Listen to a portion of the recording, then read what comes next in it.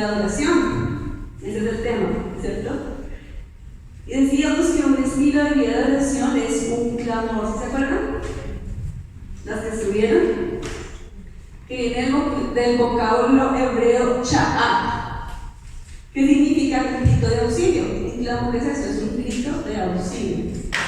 Luego vimos que un estilo de vida de adoración tiene que ver con más que una canción. O sea, no solamente tiene que ver con la alabanza, ni con las canciones, ni con la música. Tiene que ver precisamente con un corazón que quiere estar rendido delante de Dios. Y también veíamos, el tercer punto que veíamos, era que un estilo de vida de oración es aquella persona que se deleita en el Padre. ¿Se acuerdan? Y veíamos dos ejemplos en los salmos, también en hebreo, que significaban chapet. ¿Sí se acuerdan? Que chapet se encuentra en el Salmo 1:2, que dice que su deleite está en la ley del Señor. Y el segundo en el Salmo 48, que dice: me deleito en hacer tu voluntad. Entonces decíamos que nos podemos deleitar en el Señor únicamente cuando nosotros conocemos su palabra y hacemos su voluntad. Esa es la forma de deleitarnos en el Señor. Y hablábamos del Salmo 37:4, que dice: deleítate en el Señor y Él te concederá los deseos de tu corazón. Pero el deleitarse tiene que ver con la palabra y con la voluntad de Dios. Esa es la forma de deleitarse en Dios. Y por último vimos que un estilo de vida de oración es cuando yo estoy en la presencia del Señor. ¿Se recuerdan? Y yo les daba el ejemplo de Moisés. Moisés buscó un lugar donde levantó una tienda cerca al pueblo, donde cuando él necesitaba hablar con el Señor, se iba a ese lugar y Dios colocaba una nube delante para estar a solas con el Señor. Y él disfrutaba de estar en la presencia del Señor. Y en ese tiempo clamaba, más que una canción, hablaba con él, estaba con él y se deleitaba en su presencia. Entonces, luego de este pequeño resumen, vamos a entrar al tema de hoy, que tiene que ver con lo mismo. Un estilo de vida de oración es guerra. ¿Sí sabían que la adoración es guerra? Y yo creo que podríamos gastarnos mucho tiempo explicando, porque la Biblia tiene un soporte bíblico sobre este tema amplio. Dios nos dio la adoración como un arma de guerra. Por eso la palabra dice que no es con fuerza ni con poder, sino con su Santo Espíritu. No, esta guerra no depende de nosotros. Mejor dicho, esta guerra no es nuestra. Esta guerra es del Señor. Y lo veíamos en el Salmo 37, lo que hizo David fue adorar al Señor. Entonces, la verdadera adoración es un instrumento que Dios usó todo el tiempo en el Antiguo Testamento para derrotar a sus enemigos. Todo el tiempo. Él utilizó esto para el pueblo de Israel, para ayudar al pueblo de Israel. Adorar, y quiero decirles esto literalmente, no es tan solo cantar, es convertirme en el altar, que yo sea el altar donde la presencia de Dios esté todo el tiempo. Y esto pues no surge de un momento a otro, es algo en lo que yo me debo transformar. Cuando yo me dejo transformar por el Señor, porque tampoco lo puedo hacer, yo no me transformo por mí misma, sino es el Señor, a la medida que yo voy conociéndolo a Él y a la medida que yo me voy acercando a Él va empezando a hacer una obra en mí, y eso lo dice la Biblia. El que empezó la buena obra en nosotros la perfeccionará hasta el día que Jesucristo venga. O sea que la adoración tiene que ver con una vida transformada. Y por eso es un arma de guerra. Y por eso Satanás está empeñado en hacer tropiezo a nosotros y colocarnos piedritas en el camino que nos hagan caer todo el tiempo. A él no le interesa que nosotros aprendamos de la palabra, no le interesa que nosotros oremos, no le interesa que nosotros leamos y conozcamos más del Señor. Por eso vienen las distracciones de este mundo. Y por eso dice la palabra de Dios que Él es el príncipe de este mundo. Porque Él está aquí adornando todas las cosas que son llamativas para sacarnos del propósito principal. Y cuando hablamos de que estamos en guerra, ¿con quién estamos en guerra nosotros constantemente? ¿Con quién estamos en guerra? ¿Sí? Estamos en guerra, dice que no es con fuerza ni con poder ni con su Santo Espíritu. Y cuando habla también en Corintios, dice que no es contra las personas, sino contra las potestades, contra los principados, contra las huestes de maldad. Porque este mundo es gobernado por el príncipe, el diablo. Y él es el que gobierna este mundo. Por eso nosotros decimos que nosotros no somos del mundo, sino estamos fuera de él. Y Dios quiere volvernos a atraer. Por eso dice en Juan 4:23: mas la hora viene y la hora es cuando los verdaderos adoradores adorarán al Padre en espíritu y en verdad, porque también el Padre tales adoradores buscan que le adoren. O sea, el Padre está buscando adoradores. Y cuando uno busca algo, ¿por qué es? Porque no lo hay, que no lo encuentra, porque están, pero no son fáciles de encontrar. Entonces por eso dice la Biblia que el Padre tales adoradores busca. Y lo que pasa en nuestra vida espiritual es que a veces nosotros nos quedamos con el agua hasta las rodillas. Y ahí estamos cómodas, y ahí nos sentimos bien. Entonces siento que yo cumplo algún tipo de rutina espiritual, por decirlo de alguna manera. Entonces yo me levanto en la mañana, lo primero que hago es orar, luego, no sé, oro con mis hijos, si tengo hijos, hago una cantidad de cosas, un listado, que creo que eso me hace estar bien. Y yo estoy cómoda. Pero de pronto no le saca el tiempo para profundizar en la palabra. Y eso es lo que el Señor desea. Esos son los tales adoradores que Él busca en esta verdad. Esos adoradores que deseen nadar, meterse en ese río profundo que Él nos está ofreciendo, de más cercanía, de más conocimiento. Nosotros somos eficaces a la medida que nos dejamos sumergir en la presencia del Espíritu Santo. Recuerden que en Gálatas nos habla del fruto de la carne y el fruto del Espíritu. Y dice que el fruto de la carne, ¿qué es? Hechicería, maledicencia, disensiones, celos, contiendas, vanagloria, pero todo lo que esta carnecita tiene. Todo lo que la carnecita viene, nosotros llegamos a este planeta Tierra con el kit completo. Ya llegamos armados con un kit de disensiones, maledicencias, celos, envidias, contiendas. Eso no nos tuvieron que enseñar. Nadie. Entonces, llegamos con él y una respuesta. Pero ¿qué quiere Dios? Dice, más ustedes tengan el fruto del Espíritu Santo: paciencia, gozo, paz, benignidad, templanza, mansedumbre. Dice que sobre todas esas cosas está el amor. Cuando nosotros nos dejamos controlar por nuestra carne y nos dejamos solamente en la comodidad, digamos, cuando yo estoy en la costa, por ejemplo, pues si a mí no me gusta meterme a la piscina o al mar o donde sea, si yo me mojo los pies y las rodillas, yo ya me siento fresca. O sea, si no han probado, ustedes no necesitan sumergirse en toda la piscina para sentir frescura. Ustedes se van mojando los piecitos, se mojan las rodillas, se sientan ahí, en el borde de la piscina, donde quieran, y si ya se sienten un poquito fresquitas, entonces dicen, ay, no sé para qué mejor no me mojo el cabello, después se me daña, se me destiñe. mejor, solamente me quedo en la comodidad de las rodillas. Y a veces somos así de cómodos en la vida espiritual.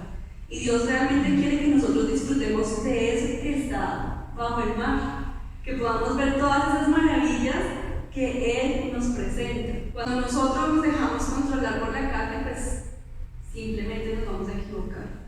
Y es lo normal. Cuando tomamos decisiones basadas en lo que sentimos, siempre vamos a cometer errores.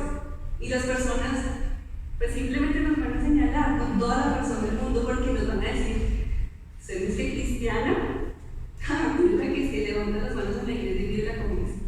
Vamos a leer 2 Crónicas 20:22, por favor. Y cuando comenzaron a entonar cantos de alabanza, Jehová puso contra los hijos de Amón, de Moab y del monte de Seir, las emboscadas de ellos mismos que venían contra Judá, y se mataron los unos a los otros. Es increíble porque ellos estaban en guerra. ¿Sí? Si ustedes leen ya todo el contexto de 2 Crónicas, ellos estaban en guerra y escucharon la voz de Dios, y Dios les dijo que los iba a defender. Y Dios le dijo lo que tenían que hacer.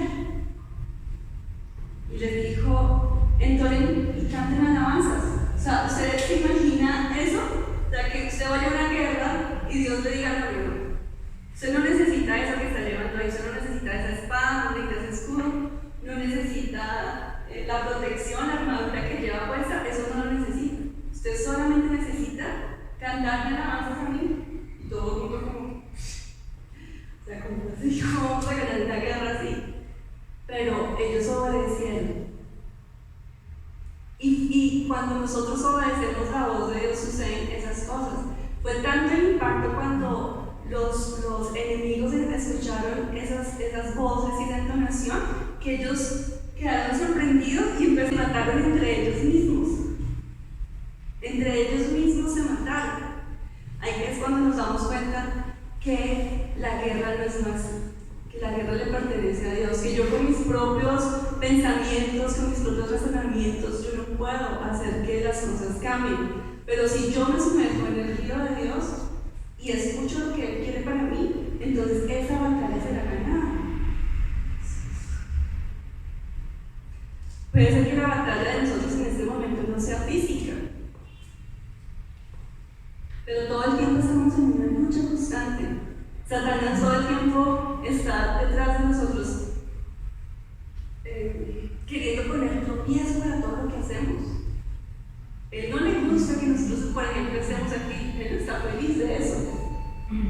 Él desea que nosotros estemos afuera, que nos dejemos influenciar por eso que atrae tanto. Porque el mundo atrae. El mundo atrae. Pero si nosotros nos sumergimos y nos dejamos deleitar, que era lo que hablábamos la vez pasada, clamamos al Señor.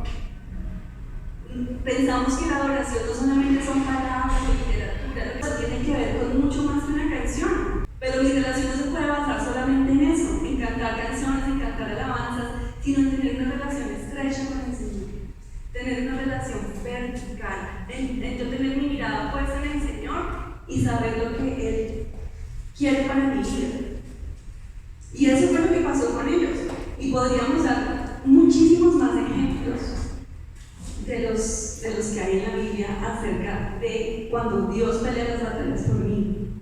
Y uno de esos ejemplos está en el Salmo 18:34. Quien adiestra mis manos para la batalla, para empezar con mis brazos el arco de bronce. Amén. Y lo cantábamos, lo acabamos de cantar, ¿cierto? Con mi Dios yo saltaré los muros, dice la canción. Con mi Dios ejércitos derribaré. Acabamos de cantar precisamente este salmo. Y tiene que ver, lo quiero leer en esta versión. Dice: tú me enseñas a enfrentarme a mis enemigos, tú me das valor para vencerlos. Y es el Señor el que nos capacita. Me encanta porque Él es el que nos enseña, Él nos capacita y nos dice cómo hacerlo.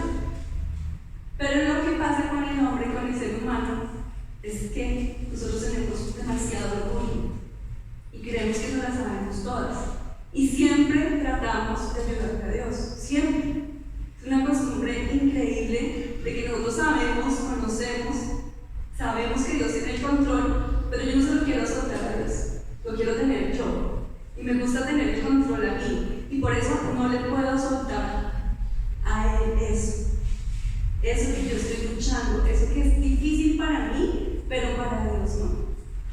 Esas son las batallas que Dios desea que nosotros ganemos día tras día. Cuando ustedes leen el Salmo 18, al inicio hay una nota que dice: David dedicó al Señor la letra de esta canción cuando el Señor lo libró de Saúl y de todos sus enemigos. ¿Se acuerdan? Saúl todo el tiempo estaba peleando con David, pero David no había hecho nada. Simplemente la mano del Señor estaba sobre David, y a Saúl eso lo llenaba de envidia. Es que no se puede decir otra palabra, porque simplemente era eso. La gente en la calle decía: Saúl mató 1000, pero David mató 10,000. Pero la diferencia de un hombre y una mujer que se deja guiar por Dios es que escucha la voz de Dios. Y como David quería obedecer al Señor, él jamás atentó contra Saúl, pudiéndolo hacer siendo más fuerte. Al contrario, él decía: mal haría yo en hacer algo contra mi Señor, y él lo respetaba y respetaba su posición como rey, aún sabiendo que Saúl lo quería matar. Y esa era la angustia que tenía David en su corazón, precisamente, porque él decía: él es mi rey, Dios lo puso a él como rey, yo cómo le voy a hacer algo malo, yo no puedo. Y eso lo angustiaba, saber que Saúl todo el tiempo lo quería matar, pero él era un hombre de Dios que no quería hacer el mal. Y me gusta porque aquí le dice: tú me enseñas a enfrentarme a mis enemigos, tú me das valor para vencerlos. Entonces, aquí también en este versículo lo que nos dice es que Dios nos entrega las armas para vencer a nuestros enemigos, porque nuestras armas no son carnales, sino son poderosas en Cristo, dice la Biblia. Mi pelea no es con la persona, y nos pasa constantemente eso, que yo veo a alguien, yo veo Consuelito y veo una actitud mal en ella. Perdóname que te ponga por ejemplo, es un ejemplo nomás. Veo una mala actitud en ti y ya me caíste mal, cuando yo debería, como cantábamos hoy, ayúdame a mirar con tus ojos, yo quiero sentir con tu corazón. Y nunca nos preguntamos qué haría Jesús, sino nosotros nos caen malas personas. Yo no sé si a ustedes les ha pasado, a mí me ha pasado, confieso, pecado. Y en vez de mirar con los ojos de Dios a una persona y tener compasión y decir: Dios me sacó de allá donde allá estaba yo. Pues yo no sé si alguno de aquí nació en un hogar cristiano, pero aún así Dios nos sacó de la miseria y de la inmundicia y de lo vil y de lo menospreciado. Entonces es precisamente pedir al Señor que nosotros, con una vida de obediencia, rectitud a Él, podamos tener esa relación, que queramos sumergir, desear, anhelar estar en la presencia del Señor. Segundo punto que vamos a ver es viviendo tu propósito. Leamos por favor el Salmo 138:8. Jehová cumplirá su propósito en mí, tu misericordia, oh Jehová, es para siempre, no desampares la obra de tus manos. Me encanta porque dice: el Señor cumplirá en ti su propósito. O sea, el Señor cumplirá su propósito por encima de nosotros mismos. Dios nos creó con un propósito y Él lo va a cumplir por encima de nosotros mismos, porque nosotros, si fuera por nosotros, seguramente no estaríamos hoy aquí, pero como la obra no le pertenece a nosotros mismos y no está centrada en nosotros sino en Dios, por eso Él dice que Él cumplirá el propósito con el que nos llamó.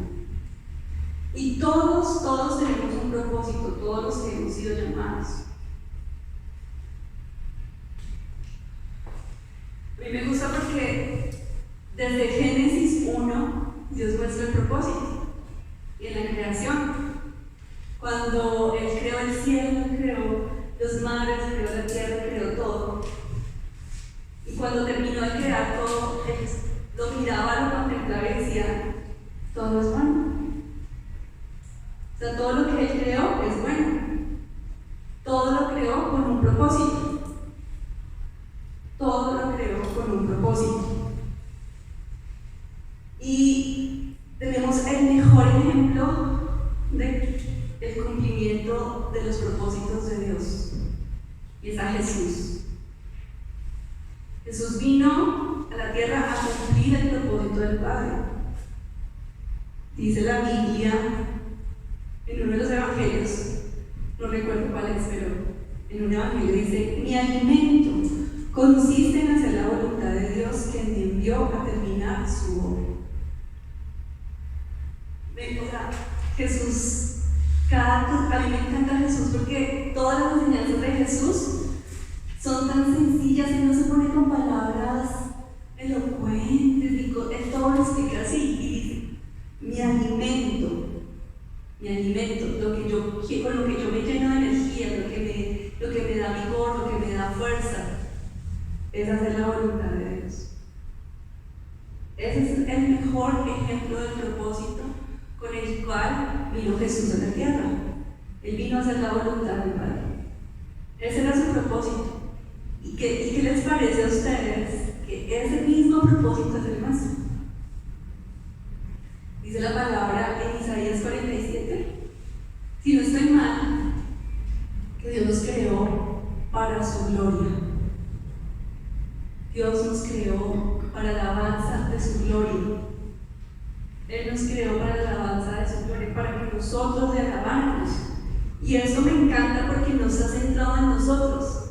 A nosotros nos encanta que la palabra de Dios se centre en mí, en mi necesidad, en mi deseo, en la solución, en mi sanidad, todo lo que necesito, en mi provisión. Eso es lo que yo deseo todo el tiempo. Yo deseo ser sano, yo deseo estar financieramente bien, yo deseo ser feliz, yo deseo tener el mejor novio, yo deseo, bueno, no sé. Cada una sabe qué desea, pero ese no es el propósito. El propósito con el que Dios nos envió es su gloria, la alabanza de su gloria. Y dice el Señor: mi alimento consiste en hacer la voluntad de Dios, quien me envió, y en terminar su obra. Ese es nuestro propósito. Y una vez nosotros nos demos cuenta que tenemos ese propósito establecido en nuestras vidas, y claro, las cosas, por eso me gusta también que dice que nos preocupemos primeramente por el reino de Dios y su justicia. Cuando estamos preocupados por hacer la voluntad del Padre, todo lo demás va a fluir.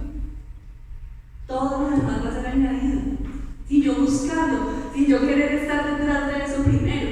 Pero ¿qué es lo que nos pasa a nosotros? Que primero queremos buscar la añadidura y después lo que es más importante, que es la voluntad del Padre.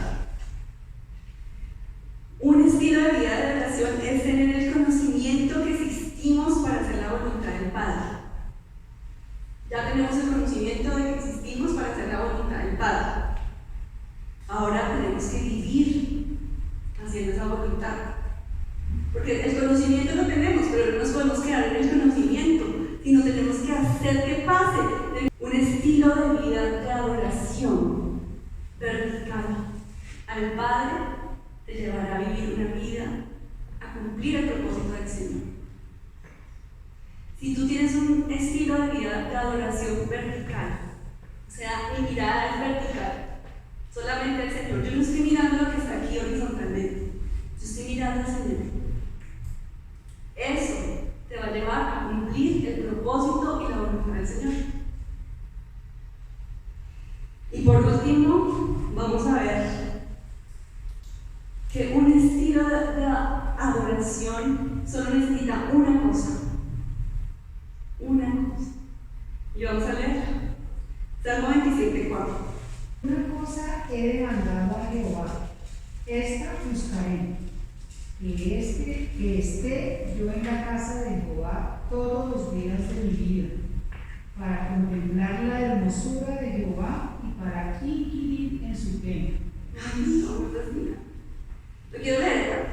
Dice: una sola cosa le pido al Señor, recibo, habitar en la casa del Señor todos los días de mi vida, para contemplar la hermosura del Señor y recrear en esa gente.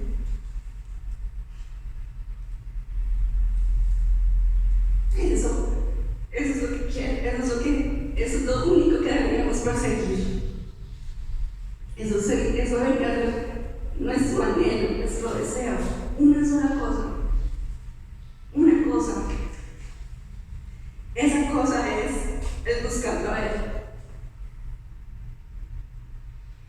No el templo, no el lugar físico, sino su presencia. Por eso cuando yo leo esto, entiendo por qué David tenía un corazón conforme al corazón de Dios. Porque a pesar de su pecado, su corazón anhelaba estar en la presencia de Dios todo el tiempo. A pesar de que era pecador como todas nosotras. Pero lo que sí estoy segura es que el Señor nos confronta y podemos arrepentirnos y podemos seguir adelante y podemos crecer en Él. Sí, pecamos. Todas lo hemos hecho a diario, como David. Pero él anhelaba una cosa, y era estar en la presencia de Dios. Todos los días. Dice, solamente una cosa anhelo, y está perecibo. Era ahí, estar agarradito del Señor, abrazadito, pegadito del Señor. Leamos por último Éxodo 33:7. Y Moisés tomó el tabernáculo y lo levantó lejos, fuera del campamento, y lo llamó tabernáculo de reunión.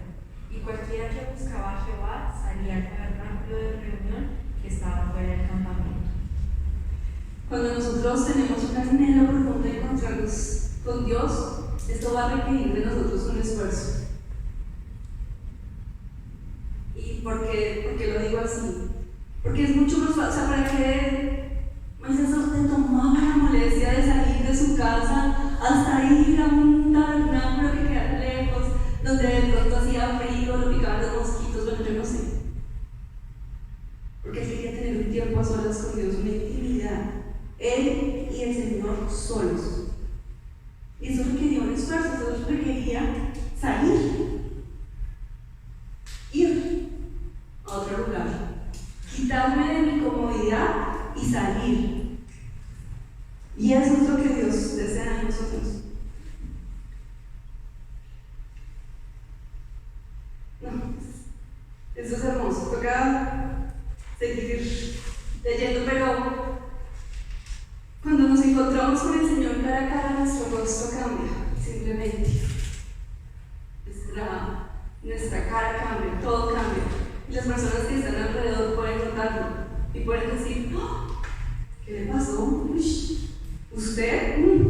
Cuando yo me convertí, todos mis amigos me miraron e inmediatamente me decían que algo me había pasado. Y es increíble porque yo no tuve que decir nada, solamente la felicidad y la alegría y el deseo en el corazón de saber que tenía algo nuevo, un propósito en la vida. Yo andaba en el mundo sin un propósito. Cuando entendí que Dios me creó con un propósito, y al igual que a cada uno de ustedes, eso llenó mi corazón de alegría. Y yo no sé si usted hoy se alegra, pero usted tiene un propósito. Y esa es la voluntad. Es buscarlo a Él, es perseguirlo a Él. Pongámonos en pie. Tenemos ese tiempo en oración, en alabanza al Señor. Digamos al Señor que lo amamos, que Él es todo lo que necesitamos. Amado Dios, te damos gracias, Señor, en esta tarde por tu palabra, Dios, porque sabemos, Señor, que tú confrontas nuestra vida, Señor, porque nos amas, porque deseas lo mejor para cada una de nosotras, Dios. Y yo hoy quiero orar, Señor, para que nosotros podamos sumergirnos, Señor, en ese río, Dios. Que seamos inundadas, Dios, en ese río de tu presencia, Señor. Que en nuestro corazón haya un deseo, un anhelo, Señor, de servirte, Dios, de obedecerte, de hacer tu voluntad, de buscarte, Señor. Queremos estar cara a cara frente a ti, Señor. Y entender, Dios, que solo se trata de ti, que todo se trata de ti, que de lo único que se trata todo esto es de ti, Señor. Que no tiene que ver nada con nuestras necesidades, Señor. Queremos glorificar